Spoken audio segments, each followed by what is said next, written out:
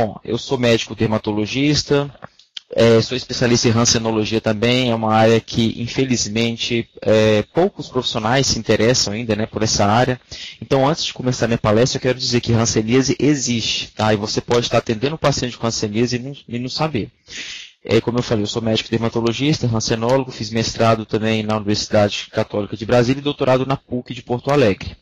Bom, para a gente começar um pouquinho o nosso tema, quem tiver alguma coisinha já pode mandar aí de foto, né, de caso. Então, assim, a hanseníase é uma doença infecto-contagiosa causada por uma bactéria, que é o Mycobacterium leprae. A hanseníase não é uma doença de país tropical, como muitas pessoas falam. A hanseníase, um dos maiores focos de hanseníase no mundo era na Noruega. A Noruega é um país tropical? Não é, né?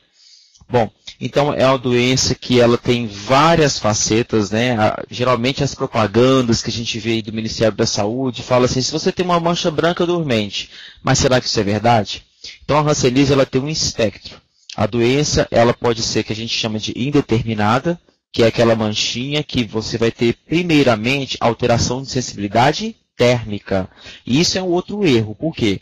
Até profissionais da saúde, a gente percebe, né, que o paciente chega no consultório, chega na unidade para poder falar assim, isso aqui é hanseníase? Aí o profissional vem, pega uma agulha e coloca, senti, então não é hanseníase não. Gente, isso não existe, né? A primeira sensibilidade de alterar é a térmica. A ordem é térmica, dolorosa e, por fim, tátil. Então, esse negócio de pegar a agulha e encostar no paciente está errado, tá? Então, o que a gente recomenda? Você pode colocar ou um éter, que é mais geladinho, você encosta na mancha do paciente e na área que não tem mancha. Você pode colocar uma água quente, tá? Então, assim, existem outros mecanismos para você utilizar, tá? Primeira coisa é isso. Então, a hanseníase não tem um exame maravilhoso, não, tá? Até a biópsia cutânea, se você fizer uma biópsia em cima de uma mancha, você pode muito bem confundir e não aparecer nada. Então, o diagnóstico da hanseníase ele é clínico. Ele é clínico e também a questão epidemiológica da região também, né? Então, assim, nós tínhamos muitos casos aqui no estado, do Espírito Santo. Então, assim, tem muito mais casos do que você imagina, tá?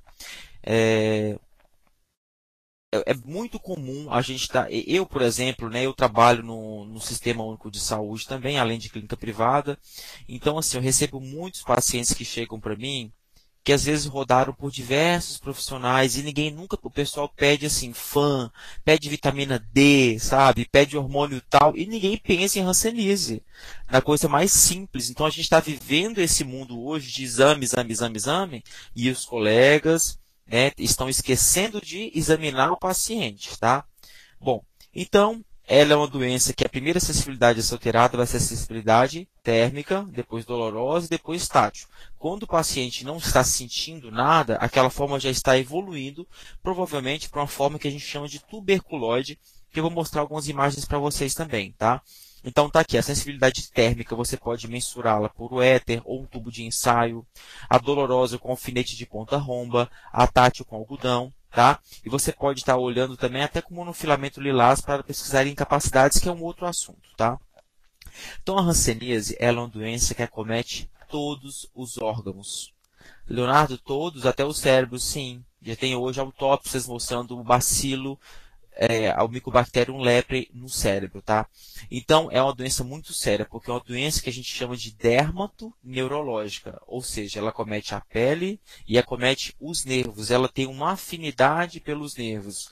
Ela tem uma afinidade em especial pelas áreas mais frias do corpo. Então, o nervo, a princípio, ele gosta de habitar nas extremidades. Então, os nervos mais acometidos serão o facial, o ulnar, o mediano, o tibial. São nervos que o bacilo gosta de alojar. Então, a manifestação clínica desse paciente vai ser dor local nessa região, ele vai sentir uns choques, tá?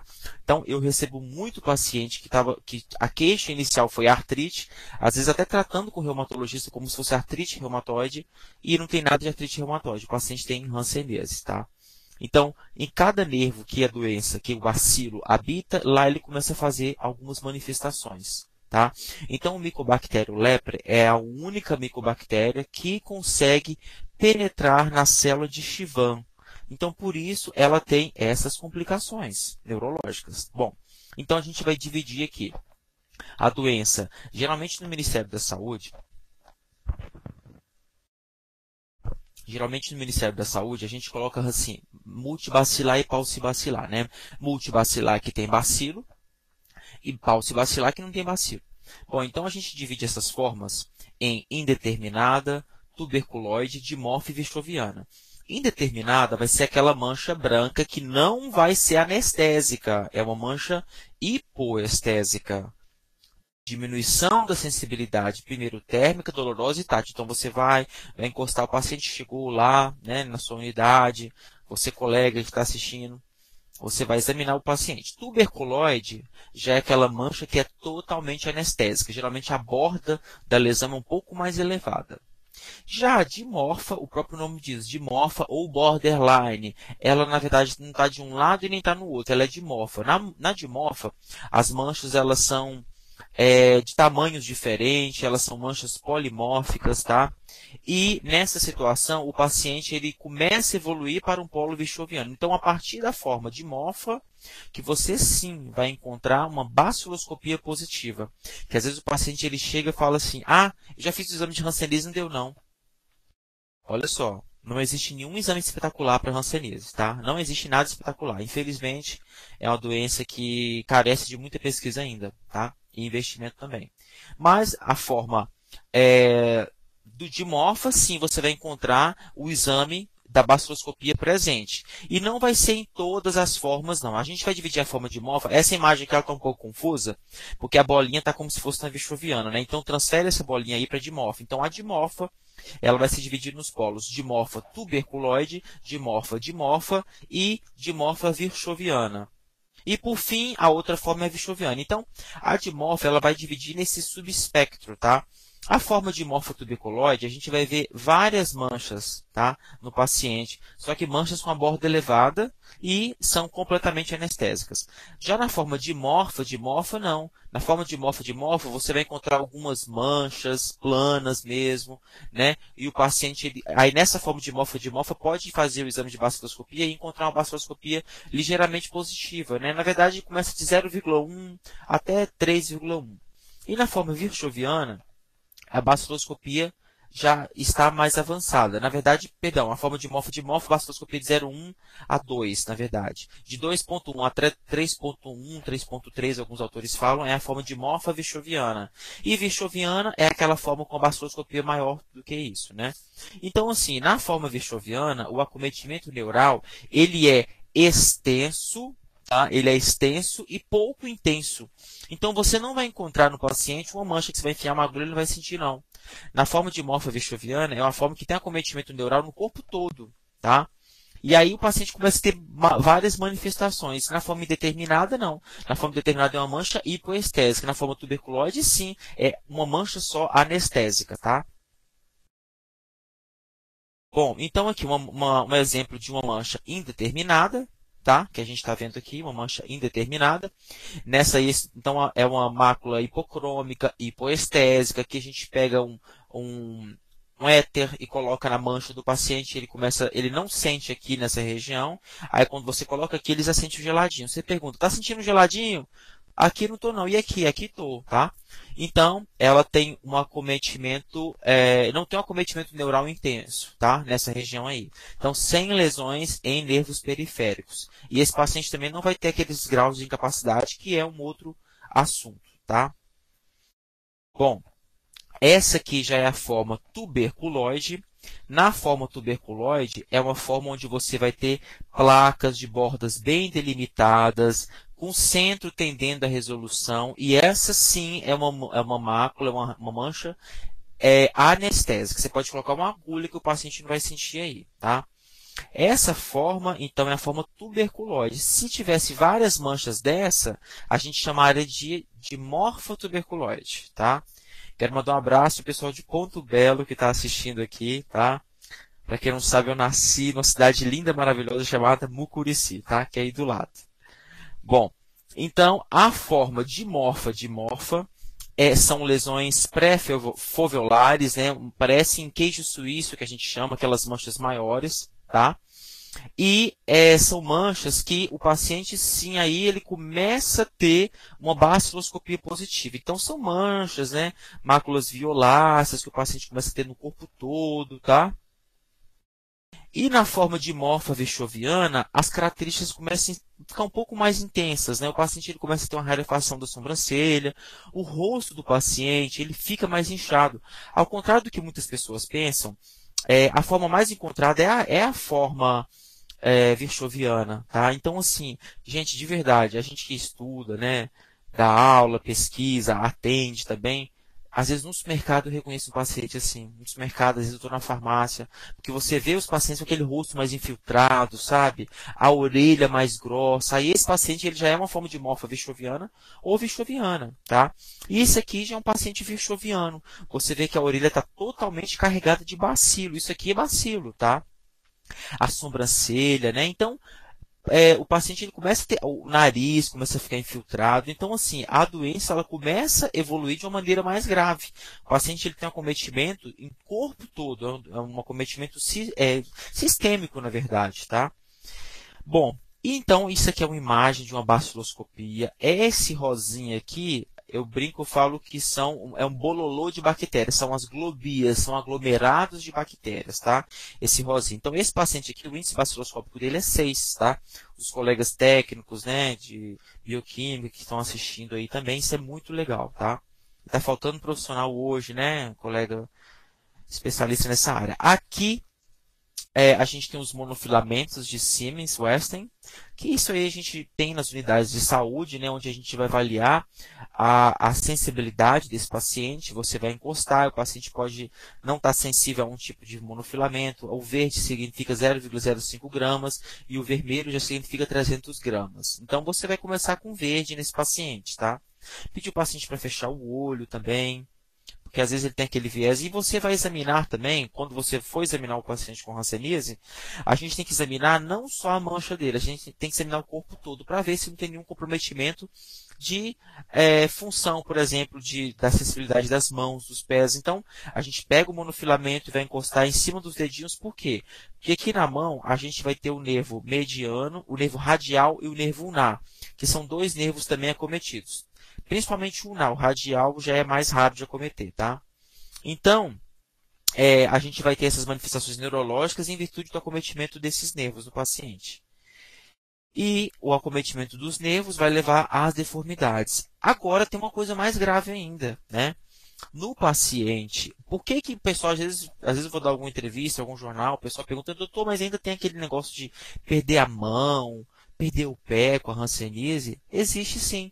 Por que acontece isso? Porque a doença ela começa a evoluir com lesões osteolíticas. Olha que doideira. Tá? Então começa a degradar, fragmentar o osso, então é uma loucura a hanseníase. Hanseníase não é brincadeira. A hanseníase é uma doença que muitos profissionais nem sabem que tem, mas eu sozinho esse ano dei 30 diagnósticos, tá? E eu sou uma pessoinha interessada no universo de centenas de médicos. Então, assim, todo mundo tem que ficar sabendo da doença. Os colegas, principalmente os colegas da enfermagem, os técnicos da enfermagem, que estão bem ligados mesmo com os pacientes, eles vão dar o diagnóstico, até mais do que o médico, tá? Muitas das vezes, porque hanseníase não é uma coisa que você bate o olho e vê. Você tem que examinar o paciente, você tem que tirar a roupa do paciente e olhar. Às vezes você vai encontrar uma mancha na nádega do paciente. Então, assim, é uma dica para os colegas que estão aqui no Espírito Santo. Eu sei que tem colegas do Mato Grosso, né? Colegas de outros estados que estão assistindo, mas para os colegas que estão aqui do Espírito Santo, eu sempre falo o seguinte, quando eu vou atender um paciente aqui na Grande Vitória. Você é de onde? Eu sou daqui. Mas você nasceu aonde? Ah, eu nasci lá em Barra de São Francisco. Eu sei que tem gente de Barra de São Francisco assistindo também. Existem alguns lugares aqui no estado que eram lugares com muita doença mesmo. Então, muitos pacientes eles não foram diagnosticados e a doença, eu não entro em contato com o paciente agora e agora já pego a hanseníase, igual a tuberculose, né? Que tem um tempo de incubação menor. Pasmem vocês, a hanseníase a gente fala que o contato, ela pode manifestar a média de 2 a 5 anos depois que você entra em contato com a pessoa. Só que tem casos até de 40 anos depois. Então você pode ter entrado em contato com a doença lá no passado, há 10 anos atrás, há 30 anos atrás, e agora que começou a fazer uma manifestação. Então o paciente ele chega para nós como? Tomando corticoide, o paciente acha que a alergia é remédio, aquela mancha de morfa que eu mostrei para vocês, deixa eu voltar nela aqui. As dimorfas, olha, isso é muito comum. O paciente ele chega com essas manchas aqui de dimorfas, aí ele já chega, não, doutor, eu tenho alergia a remédio. eu tenho alergia, isso aqui é alergia, remédio. Aí o que ele faz? Ele vem e toma prednisona, toma corticoide. Então vai mascarando, mascarando, mascarando. E a face do paciente, ela tá diferente, ela tá mais infiltrada. Você vê que não é um rosto normal, assim. A orelha começa a ficar mais inchada. Às vezes a orelha nem tá tão inchada, mas a sobrancelha, assim, tá mais inchada, começa a perder pelo aqui na cauda, tá? Então, são essas alterações que a gente tem que ficar ligado e eu vou mostrar algumas. Não dá pra gente falar no tempo que a gente tem disponível hoje, que é um assunto gigantesco, hanseníase, né? Bom, então aqui, vou passar aqui, a gente tem um grau de incapacidade. O grau de incapacidade são uma das consequências que a hanseníase pode levar, né? Então, esse grau de incapacidade ele varia de 0 até 2. 0 é quando o paciente não tem nenhum problema nas mãos, nos pés, nada, ou nos olhos com a hanseníase. 1, o paciente já tem diminuição da sensibilidade nos olhos. Nós sabemos que um dos nervos acometidos é qual? É o nervo facial também do paciente. Então, você pega e alguns ramos também do nervo facial que pode levar a acometimento ocular, tá? Vários acometimentos oculares. Então, você pode pegar um algodão seco, sem nada, e encostar no paciente, ou um fio dental, e aí ele não sente, não tem esse reflexo no olho, tá? E evoluções mais graves, o paciente pode ter lagoftalmo, ele pode ter mão em garra, que a mão começa a ficar assim, ele pode ter lesões estróficas, úlceras, tudo isso. Agora, uma coisa para vocês importante que eu quero falar, que eu não posso deixar de falar, né? Deixa eu só voltar aqui, ó. Os principais nervos acometidos estão aqui, tá vendo? Nessa imagem. Então, nervo facial, auricular, radial, todos os nervos acometidos, e cada nervo desse você tem que examinar. Então, quando o paciente chega para você, vamos dar uma olhadinha aqui no nervo no cotovelo, vamos dar uma olhadinha aqui no olho, tá? No tibial posterior, no fibular. Aí você toca nesses nervos do paciente e vê, pergunta, tá sentindo dor? Nossa, é que eu sinto muita dor, doutor. Tá? Então, a hanseníase, principalmente a forma virchoviana, o acometimento neural, ele é extenso, ele é no corpo todo. Então, você tem que examinar todos esses nervos do paciente, tá? Então, o paciente ele começa a ter algumas consequências. A bactéria, ela pega as glândulas sudoríparas, né? Então faz a pele ficar ressecada. Então, normalmente, na pele do paciente com hanseníase, vai perder pelo também, porque acaba cometendo o folículo piloso, então o pelo cai. O pelo cai, a mancha fica um pouco mais clara, por conta que a bactéria ela acaba pegando o nervo, ela tem uma afinidade pelo nervo, que eu falei, né? Uma afinidade pela célula de Chivan. E junto com. Então isso acaba dando uma hipocromia também, devido à diminuição de melanina naquela área. O pelo cai. Então, geralmente, você olha para o paciente, você olha para o braço dele, se pergunta, você depilou o braço? Não. Você perdeu o pelo do braço porque, não sei. Né? Então, o pelo do paciente cai dos braços ou o pelo da perna e aquela área geralmente é mais ressecada. Então, você pegar uma agulha e colocar naquela área ali, o paciente vai sentir. Mas se você pegar uma coisa mais geladinha, às vezes eu gosto de fazer o seguinte, eu até brinco na unidade que eu trabalho, eu falo com a funcionária, eu falo assim, ó, Gorete, prepara uma dose para mim. Uma dose significa um tubinho desses aí de laboratório e coloco uma aguinha quente. Aí eu pego isso e encosto nas lesões do paciente, tá? Então, você vai perceber uma diminuição da sensibilidade térmica nessas áreas aí. Então, no olho, ele pode ter vários acometimentos. Dá para falar o dia inteiro de acometimento aqui, no olho, o que pode dar, tá?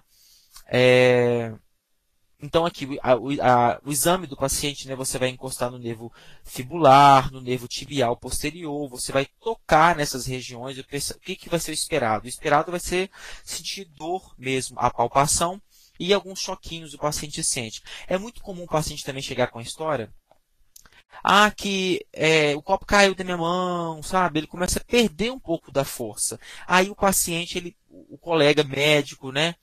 Ou às vezes o paciente, hoje com o Dr. Google, o paciente joga lá, perdeu o movimento da mão, aí já acha que é uma artrite, já acha que é uma outra coisa e o paciente está com hanseníase, tá? Então, não se enganem. Não vos enganeis, como diz na Bíblia, não vos enganeis, né?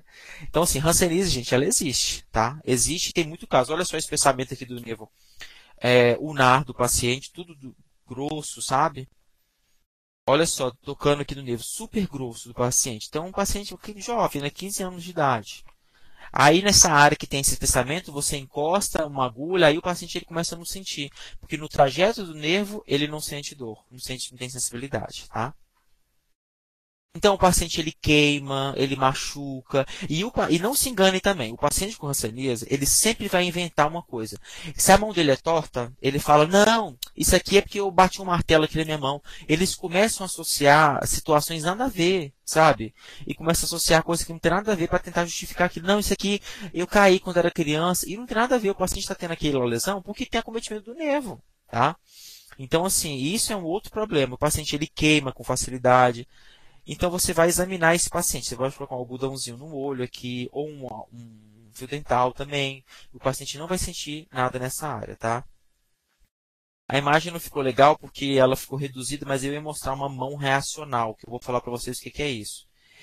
Deixa eu ver se está aqui. Tá. Então, olha só. Bom, então a hanseníase é uma doença que a gente causador vai ser uma bactéria, que é o Mycobacterium leprae. Bom, o Mycobacterium leprae é o único que tem capacidade de inserir, né, de entrar a célula de Schwann. Então, ele começa a ter acometimento nos nervos. Ok. A bactéria, quando a gente dá o remedinho, que é a poliquimioterapia, que está sofrendo algumas alterações do Ministério da Saúde, inclusive agora, não em número de droga, mas em diminuição do tempo, tá? Que é um assunto bem controverso também. Então, o que acontece? O remédio, quando você dá um remédio para o seu paciente, o que você vai fazer com a bactéria? Você vai matar? Deixa eu botar naquela imagem das bactérias lá para vocês verem. Deixa eu voltar aqui. Ó, pessoal de Pedro Canário está aqui online. Pedro Canário, gente, é outro local que tem muito caso também. Depois eu vou ver se eu dou uma olhadinha em quem está online, tá? Tá vendo? Olha só. Isso aqui é um exame de baciloscopia, certo? O remédio da hanseníase, tá? A dapsona, a rifampicina, né? A clofazimina, esses remédios, eles não matam a bactéria. Ah, não acredito, doutor. Não mata, tá? O que acontece? Quando o paciente toma o remédio da hanseníase, ele vai fazer a bactéria, ela vai fragmentar, tá? Então, enquanto essa bactéria não some por completo, não vai isentar o paciente. A bactéria, o paciente não contamina ninguém, tá? Tomou o remédio, ele não contamina ninguém, não. Uma dose do remédio que ele toma, ele já deixa de contaminar, tá? Mas essa bactéria, ela fica fragmentada no corpo. E enquanto ela está fragmentada, ela começa a ter o quê? As reações imunológicas, que são os famosos surtos reacionais. E nós temos o surto reacional tipo 1 e o surto reacional tipo 2. O que é o surto?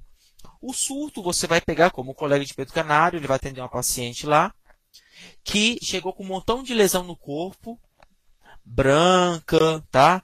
E está sentindo dores também. E ela vai falar para você, nossa, eu tive hanseníase. Quando? Eu tive há 10 anos atrás. Você tratou direitinho? Tratei sim.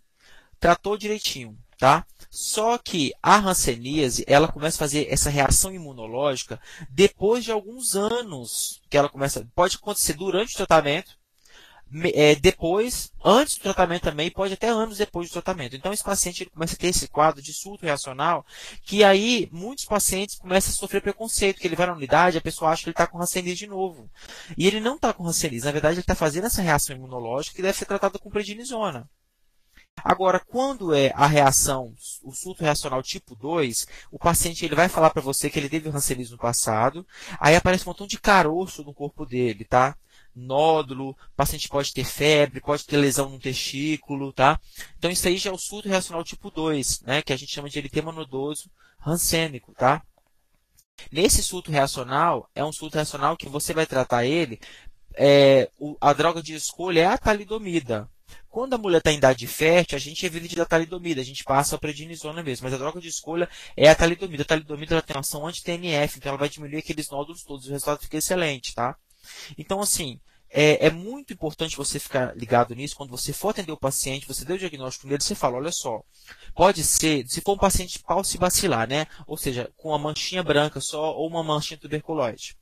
Você vai falar com ele, olha só, a sua mancha pode ser que lá por volta do 4º mês de tratamento, as suas manchas piorem, tá? E você pode sentir umas dores nos nervos. Isso é normal, que isso é uma reação que a bactéria está morrendo, tá? E pode ser ainda que daqui a uns 2 anos aconteça isso de novo em você. Isso vai ser o surto reacional e você vai vir aqui, eu vou tratar você com corticoide, eu vou tratar você também com vitamina D, que é importante porque a vitamina D diminui os efeitos colaterais do corticoide. Você pode dar também para o paciente uma amitriptilina para ele estar tomando. Eu gosto muito da gabapentina. para a gente estar utilizando também. A pregabalina é a melhor, só que não tem no SUS para essa finalidade. Mas ela é excelente. Pregabalina 75 miligramas. Eu acho fantástico para dor, tá? Então, você vai explicar para o paciente que isso pode acontecer. Não é que a doença está voltando, não, tá? Se você tratou durante os 6 meses as 6 doses, ou 6 doses em até 9 meses, ok, está curado, entre aspas, né? E se for o paciente que chegou para você com a forma virchoviana, ou com a forma de morfa ou de morfa virchoviana, ou seja, com o exame de baciloscopia positiva, você vai falar com ele, olha só, pode ser que lá para o 6º mês de tratamento, quando as bactérias estiverem morrendo, pode aparecer um montão de caroço no seu corpo, tá? Nódulo, pode dar febre. Então, assim, isso chama surto reacional, tá? É para continuar com o tratamento. Só que a gente vai ter que entrar com outro remedinho a mais. Aí pode ser a talidomida, o corticoide, tá? E sempre lembrar de dar remédio de verme para o paciente. Hoje ninguém toma remédio de verme mais, né? E dar corticoide sem tomar remédio de verme, a gente sabe que pode fazer estrongilodise, uma série de complicações que não dá pra gente falar, tá? Quando eu estava em Portugal fazendo o meu fellow, um caso chegou gravíssimo lá. Eu falei assim, gente, vocês deram ivermectina pro paciente? Não, não deu não. Resumindo, o paciente fez um estrongiloidite e foi para o CTI por conta de... era um paciente imigrante, não era lá de Portugal, é de vir de outro país. E estava lá, fez um estrongiloidite, foi parar no CTI, porque não tinha dado remédio de verme para ele, tinha tomado corticoide em altas doses, tá? Então sempre tem que lembrar de tomar. E então a reação é isso. Então a reação, quando vai acabar? O colega está perguntando aqui, ó. Franciele está perguntando quando que vai acabar a reação. Essa reação, Franciele, ela pode durar anos. Ela pode durar mais ou menos uns 10 anos depois que a pessoa trata da doença. Ou ficar até mais tempo, tá? Então, infelizmente, a hanseníase ela tem isso. Vai variar muito com a imunidade do paciente. Então, esse paciente ele vai sempre estar voltando e voltando e voltando na unidade de saúde. O que faz para prevenir as reações? A gente recomenda que sempre esse paciente tem que estar sempre ligado. Eu sempre recomendo o paciente usar um enxaguante bucal, porque às vezes até uma cárie, alguma gengivite ali pode desencadear, corroborar para aparecer essa reação imunológica. Tomar um remédio de verme. O paciente quando chega com reação, eu sempre falo com ele, olha, vamos tomar aí um remédio de verme. Eu gosto mais da ivermectina do que do albendazol. Ivermectina, né, na dose preconizada, 6 miligramas a cada 30 quilos. Gosto de dar uma azitromicina 1 por dia durante 3 dias para esse paciente também, para matar alguma infecçãozinha oculta. E geralmente ele melhora, tá? Quer dizer, ele está tomando a prednisona ou talidomida e está persistindo nos surtos reacionais.